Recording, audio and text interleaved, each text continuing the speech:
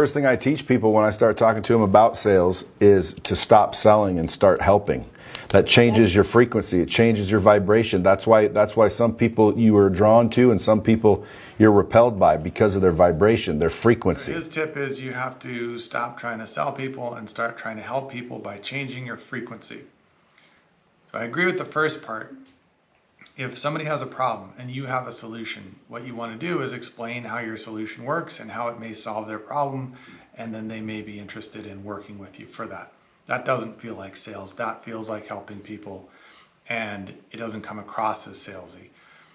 The whole change your frequency thing though, I don't know. Yes, I mean, you don't want to hang around bad people and then not expect to have bad outcomes yourself if that's kind of the people you're surrounding yourselves with. I mean, I can think of the example of the typical used car salesman, right? That sort of slimy, high pressure sales guy.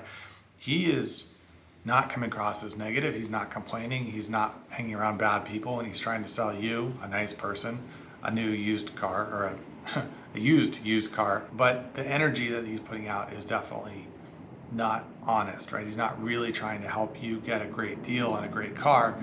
He's hoping that you will be fooled into buying a car that's not as good as the price that they're trying to sell it for a lot of times, right? Or at least in the stereotypical situation. So I'm not sure that's a frequency thing, or I don't know really how to change your frequency into any actionable item. But what I can say is, if you're trying to do better at sales, then if you frame it as you have a problem and I have a solution that can genuinely help you and solve your problem and make things better for you, then you're going to come across as less salesy and more helpful. And that generally does result in better, likelihood of making the sale, because it is actually helping somebody.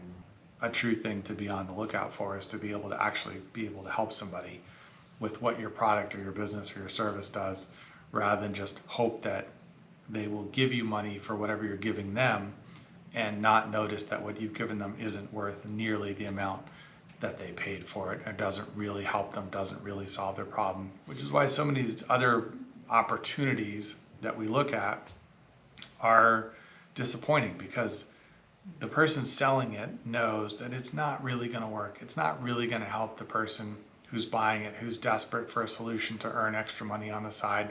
And now they're paying more money that they can't really afford for something that isn't really going to work for them, isn't going to solve their problem, isn't a legitimate opportunity. So how those people sleep at night, I don't know. It's clear that, that is a sales process. They're not really helping people. They're hoping to trick people into giving up their money for something that's not going to provide the value that they're saying it is. That's sales. But if you're genuinely helping people, it doesn't feel like sales anymore. It feels like helping, and that is when people are much more likely to respond.